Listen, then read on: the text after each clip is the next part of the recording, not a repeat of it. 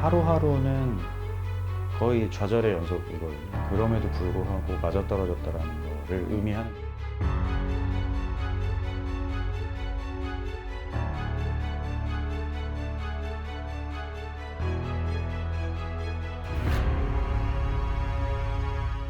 안녕하세요, 조은주입니다. 오늘은 패스트트랙 아시아 박지용 대표님 모셨습니다. 안녕하세요. 네, 안녕하세요. 네, 반갑습니다. 네, 간단한 자기소개 부탁드릴게요. 네, 저는 패스트트랙 아시아라는 컴퍼니 빌더, 이제 스타트업 지주회사를 운영하고 있는 박지용 대표라고 합니다.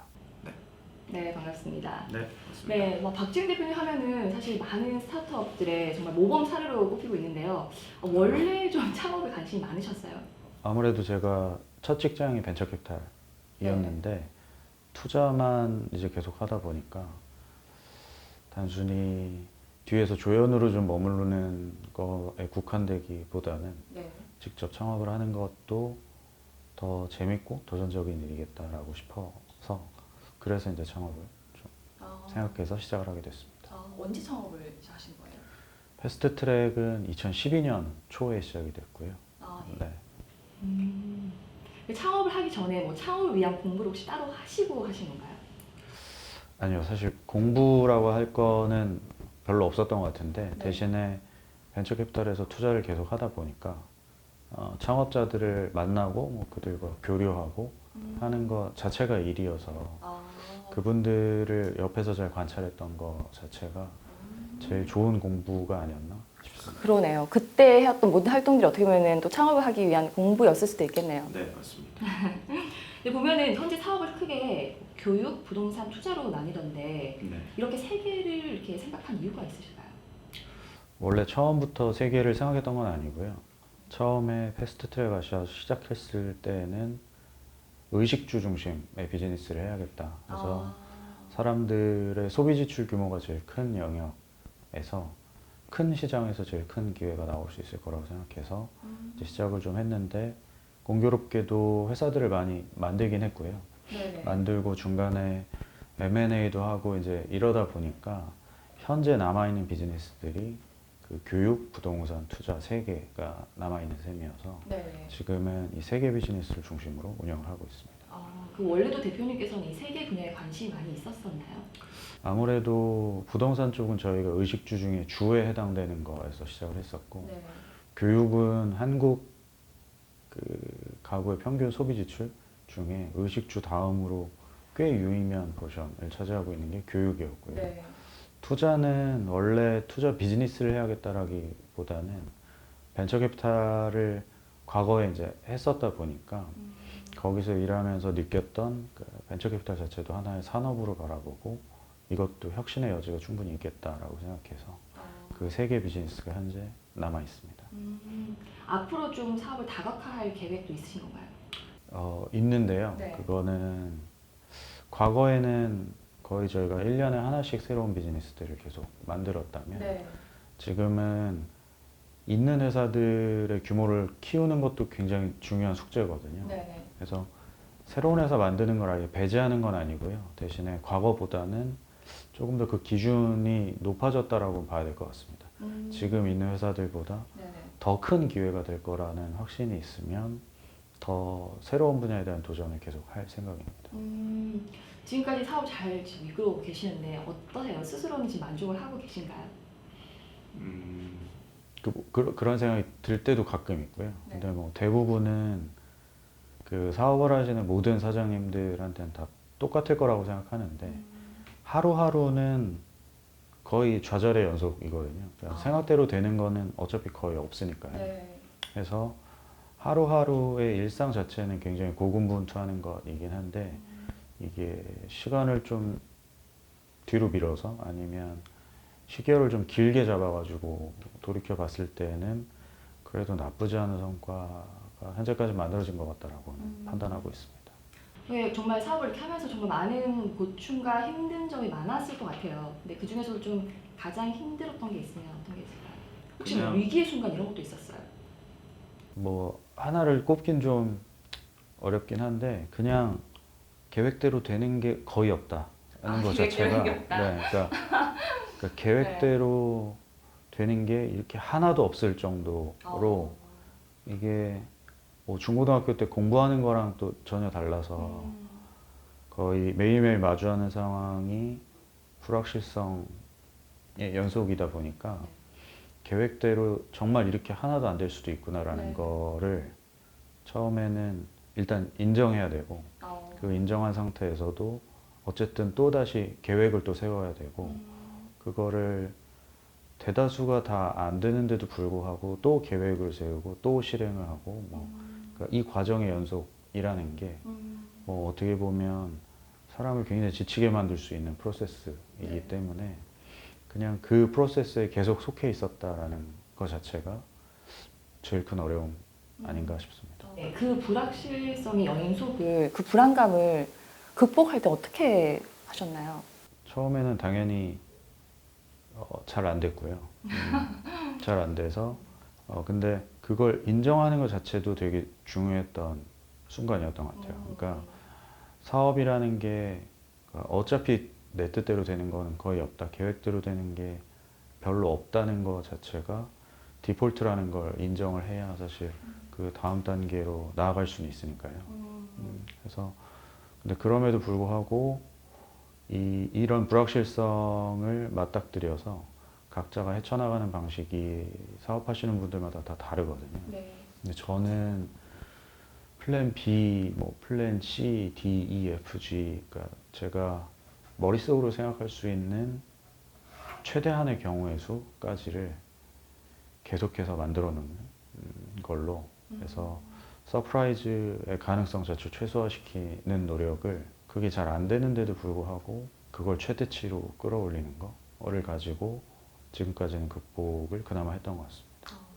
반대로 정말 좀 보람 있었다. 내가 이렇게 창업을 하고 사업을 이끌어오면서 너무 보람 있었다 하는 일이 있을까요? 그래도 제일 기억에 남는 순간들은 어떤 특정 비즈니스를 이제 생각을 하고 처음에 고객들한테 오픈을 했을 때 그 첫 번째 고객이 왔던 순간, 그러니까 감동적일 것 같아요.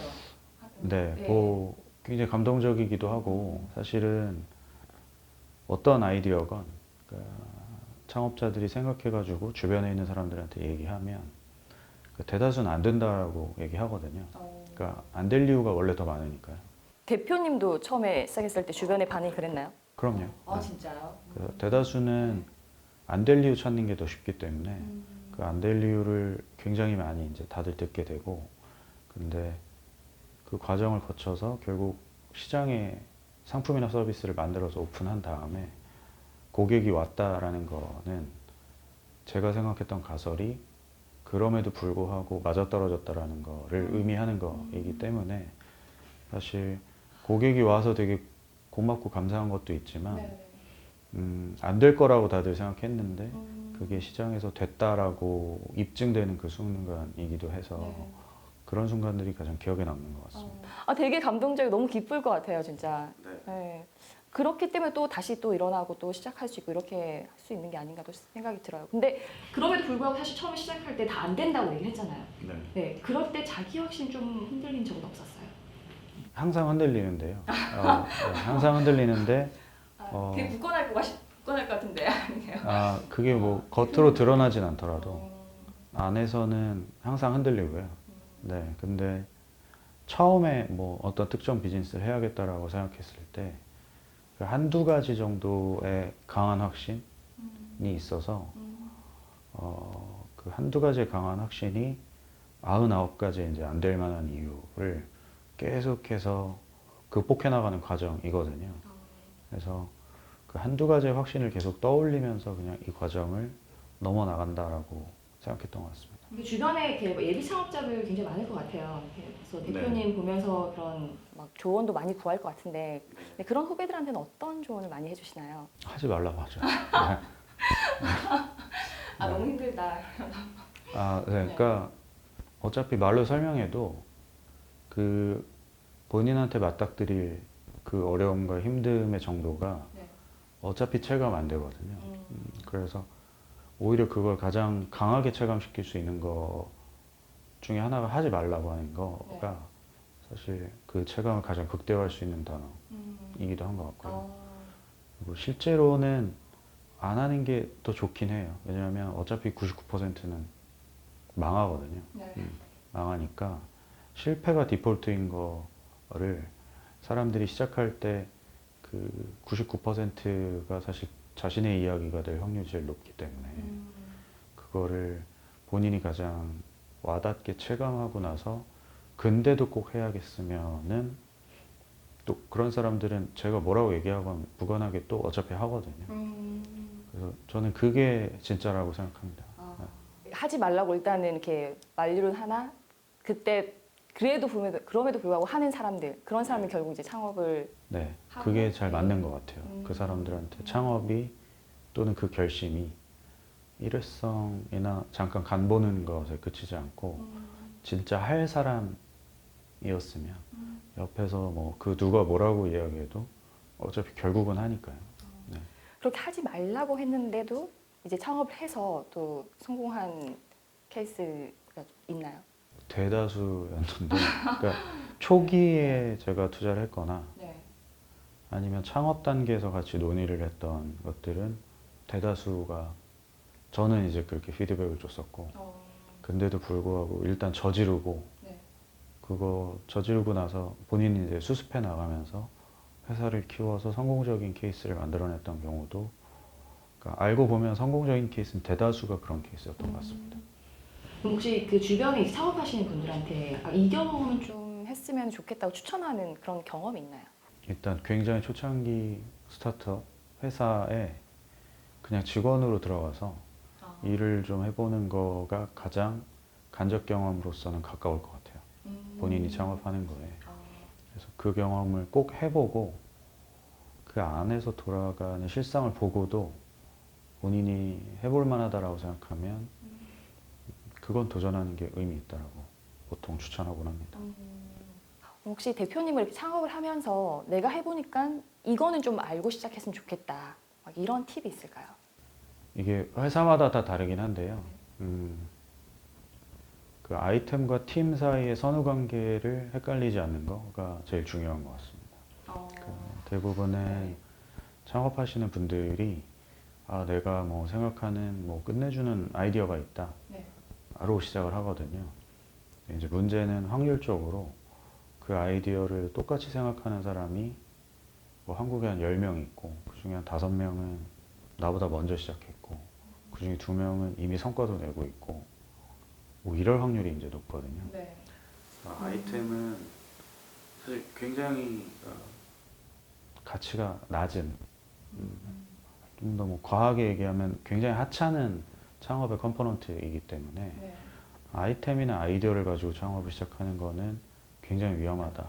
그래서 아이템이 무엇이건 아이템이 중간에 바뀌건 그거랑 상관없이 그 나라는 사람과의 신뢰관계가 구축되어 있는 누군가를 우리 팀으로 찾아가지고 그 사람들을 먼저 찾는 것이 더 우선이어야 된다라는 거는 미리 알고 시작하는 게 굉장히 중요할 것 같습니다. 굉장히 중요한 이제 말씀을 해주셨는데 대표님은 창업을 할 때 혹시 이런 도움을 될 만한 그런 조언을 해주시는 멘토, 그런 선배가 있었나요? 멘토라기보다는 그 제가 투자회사 직원으로 커리어를 시작했기 때문에 저는 그냥 일기 직원일 뿐이지만 저희 회사에 있는 돈을 투자를 하면서 그 투자를 받아주신 이제 많은 창업자분들이 그때 계셨거든요.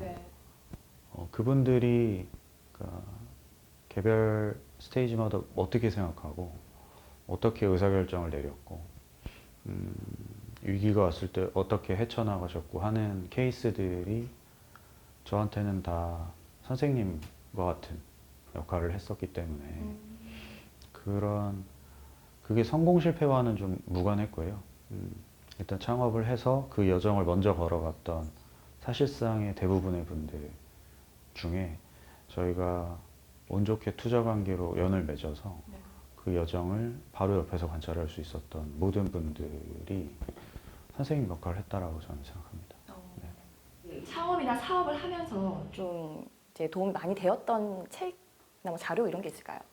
물론 뭐 시작할 때랑 지금 좀 다르긴 한데요. 네. 일단 책 자체에서는 제프 베조스 관련한 책들, 네.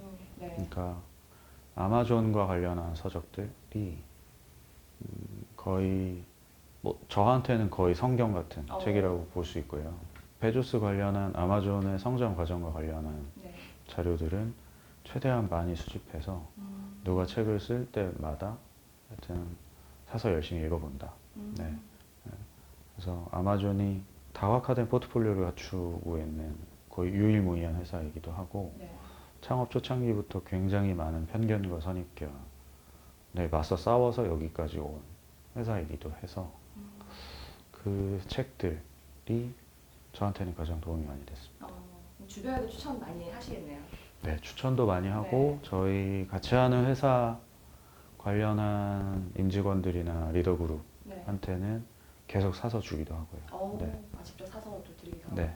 너무 좋은 선배. 너무 좋은 선배인데요.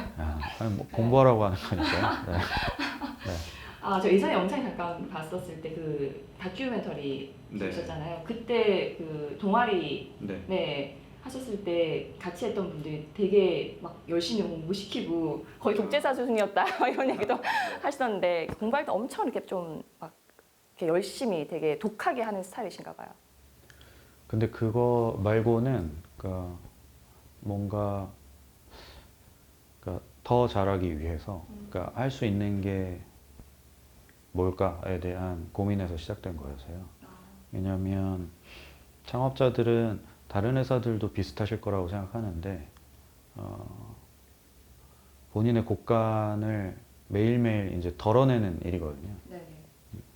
그러니까 내가 알고 있는 것들, 지금까지 생각했던 것들을 계속해서 소비하는 일에 가까워서 근데 그 곡간도 다시 채우지 않으면 어떤 회사건 어떤 팀이건 그 다음 방향을 내가 제시해 줄 수 있어야 되는데 뭐 아는 게 없으면 당연히 생각할 수 있는 범위도 제한이 되니까요. 그래서 그냥 그 곡간을 꾸준히 채워야 한다라는 강박관념 같은 게 그러한 행동들에 반영된 것 같다고 봅니다. 대표님은 정말 리더로서 많은 부분을 갖추고 계시지만 좀 더 이 부분을 보완했으면 좋겠다라고 이제 스스로 생각하는 부분도 있나요? 뭐 당연히 많은데요.